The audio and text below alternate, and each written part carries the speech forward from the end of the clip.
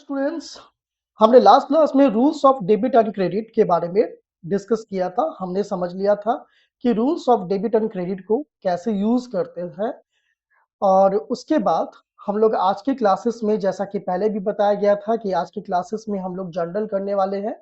So exam का time है, बहुत ज़्यादा टाइम नहीं वेस्ट करते हुए सीधे सीधे हम लोग जर्नल के ऊपर आएंगे कि जर्नल बनाते कैसे हैं। देखो, जर्नल वो बुक है जिसमें हम लोग अपने बिजनेस के अंदर होने वाले ट्रांजैक्शन और इवेंट को सबसे पहले और डेली बेसिस पे रिकॉर्ड करते हैं। उसे हम लोग जर्नल कहते हैं। बहुत ज्यादा इसके थ्योरेटिकल कॉन्सेप्ट में ना जाते हुए सीधे सीधे जर्नल कैसे बनाते हैं उसके ऊपर आ जाते हैं। सो हमारे पास फॉर्मेट है, पहले फॉर्मेट को देख लेते हैं। फॉर्मेट हमारा इस तरीके से रहेगा। फर्स्ट कॉलम होगा डेट के लिए, सेकेंड पर्टिकुलर के लिए, थर्ड एलिफ नंबर, इसका मतलब होता है ledger folio number, L F number और फिर अमाउंट और अगेन अमाउंट। अब डेट वाले कॉलम में डेट को लिखना है, पर्टिकुलर वाले कॉलम में क्या लिखना है, तो हर ट्रांजेक्शन के अंदर में कम से कम 2 अकाउंट अफेक्ट होते हैं, वो दोनों अकाउंट को हमें पर्टिकुलर में शो करना है। लेजर फॉलियो नंबर क्वेश्चन बनाते समय हम लोग खाली रखते हैं, लेकिन इसका मतलब क्या होता है, इसका मतलब ये होता है कि जब हम लोग जर्नल एंट्री पास करते हैं तो इस जर्नल के अंदर में जितने भी अकाउंट्स अफेक्ट होते हैं इसका सबका एक सेपरेट अकाउंट ओपन करना पड़ता है हमें, उसको हम लोग लेजर कहते हैं। और हमारा यहाँ पे जो भी ट्रांजेक्शन रिकॉर्ड हुआ है उसको हम लोग कितने पेज नंबर पे शो करेंगे, लेजर के कितने पेज नंबर पे शो करेंगे, इसके लिए हम लोग लेजर फॉलियो नंबर का इस्तेमाल करते हैं। ये उस अकाउंट का हम कॉलम अमाउंट दिखाएंगे जो डेबिट में गया है, और क्रेडिट वाले अमाउंट वाले में हम उस अकाउंट का अमाउंट को शो करेंगे जो क्रेडिट में गया है। अब हम लोग समझते हैं कि ये जर्नल एंट्री बनाते कैसे हैं। चलिए शुरू करते हैं। सबसे पहले तो पास journal entry for the following year हमारा 2018 है, तो हम लोग यहाँ पे 2018 लिखते हैं। फिर उसके बाद जो पहला ट्रांजेक्शन है जनवरी 1, तो हम लोग यहाँ पे लिखेंगे जनवरी 1 के लिए हम जैन 1 सीधे सीधे लिख देंगे। अब उसके बाद हम लोग देखेंगे हमारा फर्स्ट ट्रांजैक्शन क्या है, स्टार्टेड बिजनेस विद कैश।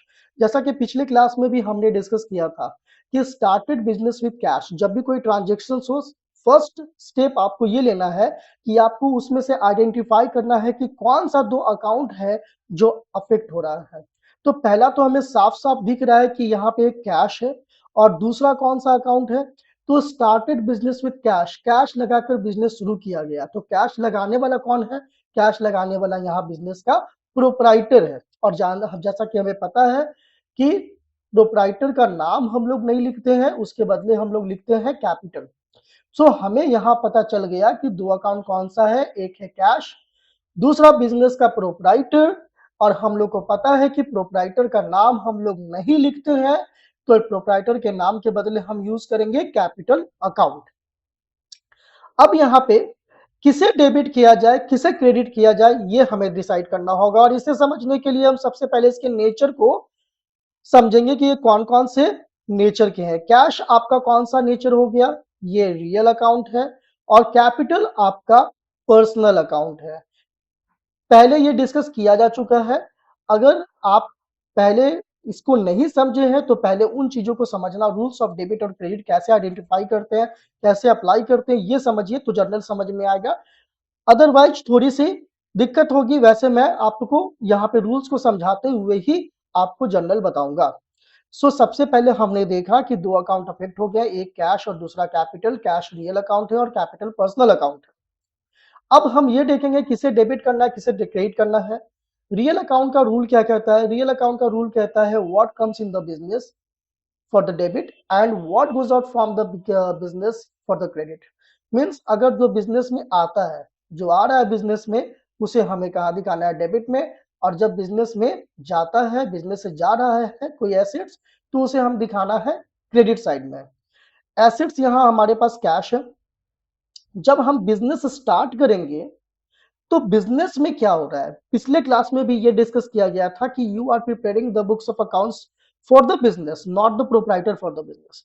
आप बिजनेस के लिए अकाउंट्स मेंटेन कर रहे हो, प्रोप्राइटर के लिए नहीं। तो हमेशा आपको ऐसे सोचना है कि बिजनेस में क्या आया, बिजनेस से क्या गया, बिजनेस ने क्या लिया, बिजनेस ने क्या दिया, बिजनेस के क्या एक्सपेंसेस और लॉसेस हैं और बिजनेस के क्या इनकम्स और गेन है। आपको ये सोचना है, ये नहीं सोचना है कि प्रोप्राइटर ने क्या लिया और प्रोप्राइटर ने क्या दिया, ये नहीं सोचना है। तो आप जरा सोचिए कि अगर बिजनेस के प्रोप्राइटर ने बिजनेस में पैसा इन्वेस्ट किया तो बिजनेस में पैसा आया कि गया। सो बिजनेस में पैसा क्या हुआ है, आया है। अगर बिजनेस में इन्वेस्ट किया गया तो बिजनेस में पैसे आए हैं। तो यहाँ पर हम क्या देखेंगे कि रियल अकाउंट का रूल है, जो आता है उसे डेबिट में दिखाते हैं, जो जाता है उसे क्रेडिट में, और बिजनेस में कैश यहाँ पे आ रहा है। कैपिटल अकाउंट किसके बदले यूज किया जा रहा है? कैपिटल अकाउंट यूज किया जा रहा है बिजनेस के प्रोप्राइटर के बदले। प्रोप्राइटर कौन है? पर्सन। पर्सन का मतलब पर्सनल अकाउंट। पर्सनल अकाउंट का रूल क्या कहता है? रिसीवर हो तो डेबिट में और गिवर हो तो क्रेडिट में। अगर कोई पर्सनल अकाउंट रिसीवर के फॉर्म में है तो डेबिट में, और गिवर के फॉर्म में है तो क्रेडिट में। हम यहाँ पर क्या देख रहे हैं? Personal account. यहाँ पर कैपिटल अकाउंट पर्सनल अकाउंट है जो कि प्रोप्राइटर के बदले यूज किया जा रहा है, उसके नाम के बदले इस्तेमाल हो रहा है। इसका मतलब इस कैपिटल अकाउंट के पीछे एक पर्सन है और वो प्रोप्राइटर है। अब यहाँ पर जो बिजनेस में पैसा लगाया गया, ये पैसा लगाया किसने? तो बिजनेस के प्रोप्राइटर ने। तो प्रोप्राइटर जब बिजनेस को पैसा दे रहा है तो ये क्या हो गया? रिसीवर या गिवर। ऑब्वियस बात है, बिजनेस को प्रोप्राइटर दे रहा है पैसे तो ये गिवर हो जाएगा। तो गिवर को कहाँ दिखाएंगे? क्रेडिट साइड में। तो हमें ये पता चल गया कि किसे डेबिट करना है और किसे क्रेडिट करना है। ये क्लियर हो गया। तो अब हम आते हैं और देखते हैं कि इसको जर्नल में कैसे दिखाना है। सबसे पहली बात, आपके पास दो अकाउंट है जिसे जर्नल में रिकॉर्ड करना है। तो आप हमेशा इस बात का ध्यान रखेंगे कि जिसे हमें डेबिट करना है उसे पहले लिखेंगे और जिसे क्रेडिट करना है उसे बाद में लिखेंगे। जैसे यहाँ पे कैश को हमें डेबिट करना है तो कैश ऊपर लिखा जाएगा, और कैपिटल को हमें क्रेडिट में दिखाना है तो कैपिटल नीचे लिखा जाएगा। लिखने के लिए हम क्या करेंगे? सिंपली यहाँ पे लिखेंगे कैश अकाउंट, और उसके बाद हम लोग यहाँ पे डेबिट कर देंगे कैश अकाउंट, और उसके बाद हम लोग यहाँ डेबिट यहाँ पे शो करेंगे। उसके बाद जिसे क्रेडिट करना है, कैश अकाउंट लिख के उसके सामने जस्ट क्या करेंगे? डेबिट। हम यहाँ पे लाइन ड्रॉ कर सकते हैं, हम यहाँ पे लाइन नहीं भी ड्रॉ कर सकते हैं, हम डॉट डॉट डॉट भी लिख सकते हैं, जो भी आपको अच्छा लगे आप ऐसा कर सकते हो। उसके बाद है क्रेडिट। क्रेडिट किसे करना है? तो क्रेडिट करना है हमें कैपिटल को। तो जिस अकाउंट को हमें क्रेडिट करना है उसके लिए हम क्या करेंगे? थोड़ा सा स्पेस लेंगे। स्पेस लेके उसके बाद उस अकाउंट के पहले टू लगा देंगे। यानी जैसे कैपिटल को हमें क्रेडिट करना है तो कैपिटल के पहले हमने टू लगा दिया, टू कैपिटल अकाउंट। और इसके सामने हमें क्रेडिट लिखने की जरूरत नहीं है। कैश जिसे डेबिट करेंगे उसे ऊपर लिखेंगे, उसके सामने डेबिट लिखेंगे, और जिसे क्रेडिट करना है उसको नीचे लिखेंगे, थोड़ा सा स्पेस लेंगे और उसके नाम के बदले पहले थोड़ा पहले टू लगाएंगे। उसके बाद आती है अमाउंट की। अमाउंट कितना है? तो अमाउंट यहाँ पे है 1 लाख रुपया। तो हम क्या करेंगे कि जिसको डेबिट किए हैं उसके डेबिट वाले कॉलम में, और जिसको क्रेडिट किया गया है उसको क्रेडिट वाले कॉलम में हमने दिखा दिया। उसके बाद आती है इसके लिए नरेशन लिखना। नरेशन के लिए आप क्या करोगे? बीइंग द, उसके बाद देखो कि हो क्या रहा है। तो यहाँ पे क्या करा जा रहा है? Started business with cash. तो बिजनेस स्टार्ट हो रहा है, तो जो मेन वर्ड है उस ट्रांजेक्शन का उसको हम लिखते हैं बीइंग द बिजनेस, और फिर उसका वर्ब 3 स्टार्टेड विथ कैश। ये लिखने के बाद हम यहां से एक लाइन ड्रॉ करेंगे और यहां तक इसे छोड़ देंगे। यहां से स्टार्ट करेंगे यहीं तक रखेंगे। बहुत बार क्या करते हैं बच्चे, यहां से ड्रॉ करते हैं पूरा डिवाइड कर दी। ऐसा नहीं करना है आपको, यहां से यहां तक इसी सेक्शन को डिवाइड करना है। हमारा एक ट्रांजेक्शन हो गया। अब हम लोग दूसरे ट्रांजेक्शन की ओर चलते हैं। दूसरा ट्रांजेक्शन क्या कहता है हमारा? Purchase good for cash. अब हमें फिर से यहाँ पे आइडेंटिफाई करना है परचेज गुड फॉर कैश कौन सा दो अकाउंट इफेक्ट होगा। तो हम लोग क्या करेंगे?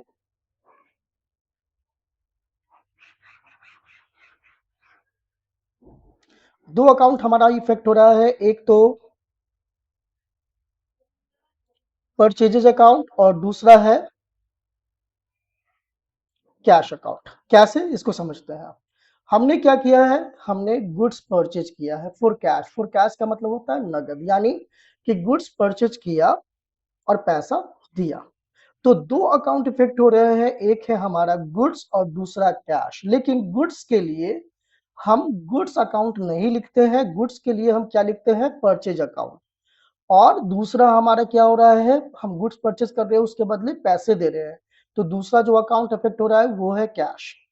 अब यहाँ पे ये कौन सा अकाउंट हो गया, बहुत बार आप इसको रियल अकाउंट की तरह भी ट्रीट करके समझ सकते हैं कि गुड्स आ रहा है तो डेबिट में और गुड्स जा रहा है तो क्रेडिट में। या फिर आप ऐसे भी देख सकते हो कि परचेज नॉमिनल अकाउंट हो जाएगा। क्यों? क्योंकि जब हम परचेज करते हैं तो हमारे लिए ये खर्च होता है, और जैसा कि हम जानते हैं कि जितने भी एक्सपेंसेस और लॉसेस है एज पर नॉमिनल अकाउंट, उसे हम कहाँ दिखाते हैं, डेबिट में। सो ये क्या चला जाएगा, डेबिट। कैश के लिए क्या करेंगे, कैश हमारा रियल अकाउंट है, और रियल अकाउंट का रूल कहता है कि जो आता है उसे डेबिट में और जो जाता है उसे क्रेडिट में। रियल अकाउंट यहाँ पे कैश है। कैश क्या हो रहा है, जब हम परचेज करेंगे तो हम दुकानदार को पैसे देते हैं जिससे हम परचेज कर रहे हैं, तो पैसे देंगे तो इसका मतलब पैसे बिजनेस से जा रहे हैं। सो रियल अकाउंट के अकॉर्डिंग जो जाता है उसे हम कहाँ दिखाते हैं, क्रेडिट साइड में। तो यानी कि हमें परचेज को डेबिट करना है और कैश को क्रेडिट करना है। परचेजेज अकाउंट हमने यहाँ गुड्स के बदले यूज किया है। कैसे इस एंट्री को दिखाएंगे, सबसे पहले तो हम देखेंगे कि इसका डेट क्या है, जनवरी 2। हम लोग क्या करेंगे, जस्ट यहाँ पे कॉमा देके सेकेंड लिख देंगे, जनवरी ऑलरेडी लिखा हुआ है। मैंने जैसा कि अभी बताया था कि जिसे डेबिट करना है उसे सबसे पहले लिखेंगे, यानी कि परचेजेज अकाउंट, और उसके सामने हम डेबिट लिख देंगे। जिस अकाउंट को क्रेडिट करना है उसके पहले टू लिखते हैं और फिर उस अकाउंट को लिखेंगे कैश अकाउंट। उसके बाद एलएफ नंबर को छोड़ देना है। जब हम लोग प्रैक्टिकल रियल लाइफ में जब हम लोग क्वेश्चन सॉल्व करते हैं, ट्रांजेक्शन को रिकॉर्ड करते हैं, तब इसका इस्तेमाल करेंगे। अभी के लिए आप इसको छोड़ सकते हैं। कितने का गुड्स परचेज किया गया, तो गुड्स परचेज किया गया है 20,000 का, तो हम यहाँ पे शो करेंगे 20,000। 20,000 नरेशन कैसे लिखेंगे, पहले लिखेंगे बीइंग द, फिर क्या हो रहा है, मेन वर्ड क्या है, कौन सा उसमें है, goods. Being the goods purchase हो रहा है, तो बीइंग द गुड्स, और फिर वर्ब 3 फॉर्म में लिख देंगे परचेज्ड फॉर कैश, और यहां से यहां तक एक लाइन ड्रॉ करते हैं। ठीक है, ये हमारा ट्रांजेक्शन हो गया। अब हम लोग क्या करते हैं, फिर से एक ट्रांजेक्शन लेते हैं। नेक्स्ट क्या कह रहा है, परचेज फर्नीचर फॉर कैश। हमें दो अकाउंट सबसे पहले आइडेंटिफाई करना है। कैसे करेंगे, तो हम ट्रांजेक्शन में देखेंगे हो क्या रहा है। सो ट्रांजेक्शन के अंदर में गुड्स परचेज किया जा रहा है। ट्रांजेक्शन के अंदर में क्या हो रहा है, गुड्स परचेज किया जा रहा है, सॉरी गुड्स नहीं, फर्नीचर परचेज किया जा रहा है। तो फर्नीचर के लिए हमें क्या लिखना है, एक तो फर्नीचर, गुड्स के लिए हम लोग परचेज अकाउंट लिखते हैं, बाकी अगर फर्नीचर हो तो फर्नीचर अकाउंट, मशीनरी हो तो मशीनरी अकाउंट। सिर्फ गुड्स के लिए परचेज अकाउंट लिखेंगे।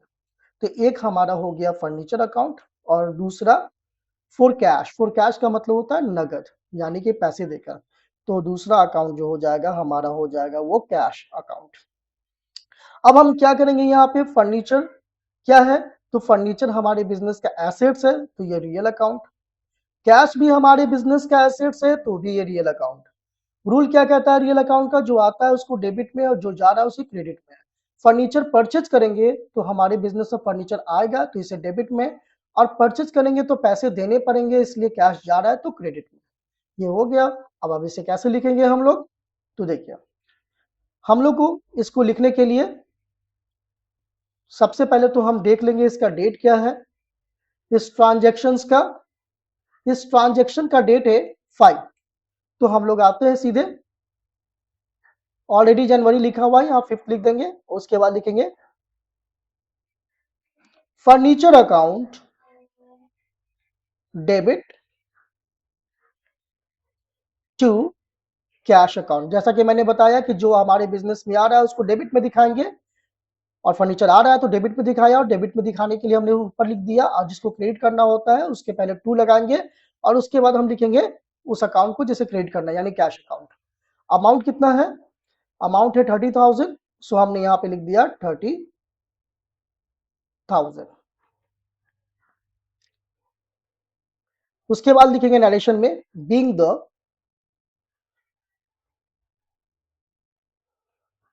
फर्नीचर परचेज्ड फॉर कैश, यानी कि हमने यहाँ पे क्या किया है, फर्नीचर परचेज किया है, कैसे, फॉर कैश। अब देखिए यहाँ पे हम ऐसा करेंगे कि हमने जो जर्नल बनाया, जब हम लोग जर्नल किसी बुक में बना रहे होंगे तो वहां भी एक पेज फिनिश हो जाता है, तो दूसरे पेज में जाने से पहले हम लोग क्या करते हैं, दूसरे पेज में जाने से पहले हम लोग डायरेक्टली दूसरे पेज में नहीं जाएंगे, उसके लिए कुछ प्रोसेस है। क्या प्रोसेस है, तो उसे हम टोटल करेंगे। जैसे 1,50,000 हो गया, तो यहाँ लिखेंगे 1,50,000 और यहाँ भी हम लिख देंगे 1,50,000, 1,50,000, और इसे लिखेंगे to balance C by D. इसका मतलब हुआ कि ये नेक्स्ट इस पेज से नेक्स्ट पेज में ले जाया जा रहा है। सी बाई डी या फिर सी बाई एफ भी लिख सकते हैं और टोटल कर देंगे। फिर जब हम नेक्स्ट पेज में जाएंगे तो बाकी के ट्रांजेक्शन को लिखने से पहले हम लोग लिखेंगे by balance B by D या फिर बी बाई एफ, और जो भी टोटल अमाउंट था उसको पहले लिख देंगे और फिर उसके बाद आगे का क्वेश्चन सॉल्व करना शुरू। नेक्स्ट पेज में आ चुके हैं और नेक्स्ट पेज में कैसे सॉल्व करेंगे उसको देखते हैं। सो हमारा अगला ट्रांजेक्शन है जनवरी 7, सोल्ड गुड फॉर कैश। अब हम क्या कर रहे हैं, गुड्स बेचने जा रहे हैं, तो गुड्स बेचेंगे, दो कौन सा अकाउंट होगा, एक हमारा हो जाएगा कैश, दूसरा गुड्स बेच रहे हैं तो गुड्स को गुड्स नहीं लिखेंगे, गुड्स के लिए हम यूज करेंगे सेल्स अकाउंट। आप याद ध्यान रखिएगा, गुड्स के लिए चार तरह के अकाउंट बनाते हैं, परचेज करने समय परचेज अकाउंट, सेल करने समय सेल्स अकाउंट। अगर परचेज किया हुआ गुड्स रिटर्न कर रहे हैं तो परचेज रिटर्न अकाउंट या रिटर्न आउटवर्ड अकाउंट, सेल किया हुआ गुड्स अगर रिटर्न हो रहा है तो सेल्स रिटर्न अकाउंट या रिटर्न इनवर्ड अकाउंट। ये हम लोग चार तरह के अकाउंट करते हैं। अभी हम लोग क्या कर रहे हैं, गुड्स को बेच रहे हैं, इसीलिए हम यहाँ पर लिखेंगे सेल्स अकाउंट। दो अकाउंट इफेक्ट हो गया।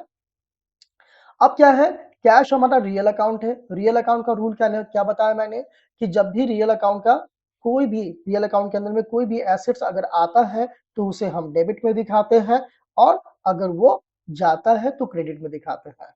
आप जरा सोचिए, अगर क्या होगा, अगर आप सामान बेच रहे हो, अपने बिजनेस से कुछ बेच रहे हो, इसका मतलब क्या हुआ, पैसे आएंगे कि जाएंगे, ऑब्वियस सी बात है पैसे आएंगे। तो कैश रिसीव होगा, इसीलिए आपको यहाँ पर लिखना है डेबिट, कैश अकाउंट डेबिट। और सेल क्या है, तो सेल गुड्स के बदले इस्तेमाल हो रहा है, गुड्स यानी गुड्स के बदले इस्तेमाल, यानी गुड्स अगर हम बेचेंगे तो गुड्स हमारे पास आएगा या फिर जाएगा, तो गुड्स हमारे पास से जा रहा है, तो गुड्स जा रहा है, इसलिए सेल्स अकाउंट को क्रेडिट साइड में लिखना है। और दूसरे तरीके से हम ऐसे भी समझ सकते हैं कि सेल्स हमारा नॉमिनल अकाउंट है, क्यों, क्योंकि जब भी हम सेल करेंगे तो हमें फायदा होगा, हमें इनकम होगा, तो इनकम और गेन्स को हम लोग कहाँ दिखाते हैं, क्रेडिट साइड में। सो हम लोग यहाँ पर क्या करेंगे, लिखेंगे टू सेल्स अकाउंट, जिसे क्रेडिट करना है उसके लिए टू सेल्स अकाउंट। अमाउंट क्या लिखेंगे, अमाउंट है हमारा 10,000, तो हम यहां पे लिखते हैं 10,000 एंड 10,000। नरेशन क्या लिखेंगे, being the goods sold for cash, ये हमने दिखा दिया। अब आते हैं हम लोग नेक्स्ट क्वेश्चन की, purchase goods on credit from Ram. यहां पे हम क्या देख रहे हैं, ऑन क्रेडिट। ऑन क्रेडिट का मतलब होता है उधार। अगर आप उधार गुड्स परचेज करते हैं तो एक तो परचेज अकाउंट जो कि गुड्स के बदले इस्तेमाल होगा ही, दूसरा राम कैश नहीं होगा क्योंकि उधार है, तो उस कंडीशन में हम उस पर्सन का नाम लिखेंगे, उस व्यक्ति का नाम लिखेंगे जिससे हम उधार परचेज कर रहे हैं, यानी राम। तो दो अकाउंट इफेक्ट हो गया, एक परचेज और दूसरा राम। परचेज कौन सा अकाउंट, परचेज है हमारा नॉमिनल अकाउंट, हम ऐसे समझ सकते हैं, या फिर ऐसे भी समझ सकते हैं कि गुड्स के बदले परचेज इस्तेमाल किया जा रहा है, तो गुड्स आ रहा है हमारे बिजनेस में तो डेबिट। और नॉमिनल अकाउंट के अकॉर्डिंग समझे तो परचेज हमारे करने पे हमें खर्च हो जाता है, इसलिए एक्सपेंसेस और लॉसेस को हम लोग लिखते हैं डेबिट। तो यहाँ पे हम लिखेंगे परचेजेस अकाउंट डेबिट। और राम का क्या करें, तो राम पर्सनल अकाउंट है। पर्सनल अकाउंट का रूल क्या कहता है, रिसीवर है तो डेबिट में, गिवर है तो क्रेडिट में, लेने वाले को डेबिट, देने वाले को क्रेडिट। हम अगर राम से परचेज कर रहे हैं तो राम क्या कर रहा है, राम यहाँ पे गिवर है। हम राम से परचेज कर रहे हैं तो राम यहाँ पे क्या कर रहा है, राम हमें दे रहा है गुड्स, राम गिवर के फॉर्म में है। इसीलिए हम लोग जिसे गिवर होता है तो उसे हम कहाँ दिखाते हैं, क्रेडिट साइड में। और क्रेडिट साइड में लिखने से पहले टू लिखेंगे, फिर लिखेंगे राम। देखिए आप सिर्फ राम लिख सकते, छोड़ सकते हैं। अगर आप अकाउंट लिखना चाहते हैं तो आपको राम्स अकाउंट लिखना पड़ेगा। उसके बाद अमाउंट है, अमाउंट है आपका 50,000, सो आप यहाँ पे 50,000 दिखा सकते हो। ठीक है, आई थिंक इतना आपको जनरल के फॉर्मेट को समझने के लिए काफी था कि कैसे शो करते हैं। Being the goods sold for, sorry purchased है ना, being the goods purchased on credit. इसी तरीके से सारे जनरल एंट्री आप पास करो, लास्ट में टोटल लिख के जोड़ देना। अब यहाँ पे जो ट्रांजेक्शन है, जैसे sold goods on credit to Shyam, तो यहाँ एक श्याम अकाउंट हो जाएगा। दूसरा सेल्स हो जाएगा, श्याम को हम बेच रहे हैं तो श्याम रिसीवर है इसलिए डेबिट में, और गुड्स जा रहा है इसलिए सेल्स अकाउंट को क्रेडिट में। Cash paid to Ram, Ram को हमने पे किया, राम रिसीवर हो गया। राम रिसीव कर रहा है तो राम डेबिट में, कैश क्रेडिट में। Cash receive from Shyam, Shyam से हम कैश रिसीव कर रहे हैं तो कैश डेबिट में, श्याम क्रेडिट में, क्योंकि श्याम यहाँ पर गिवर हो गया, कैश आ रहा है। रेंट पे करेंगे, दो अकाउंट इफेक्ट हो जाएगा, एक रेंट और दूसरा कैश। रेंट हमारा खर्च है तो डेबिट में, और रेंट पे करेंगे तो पैसा जाएगा इसलिए कैश क्रेडिट में। सैलरी डेबिट में क्योंकि खर्च है पे करने पर, और कैश क्रेडिट में। Cash deposited into the bank, bank receive कर रहा है, हम पैसे जमा कर रहे हैं तो बैंक रिसीव करेगा तो डेबिट में, और कैश क्रेडिट में। अगर इतना काफी है तो ठीक है, अदरवाइज आप मुझे बोलेंगे तो मैं इसके सारे क्वेश्चंस को सॉल्व करके भी बता सकता हूं।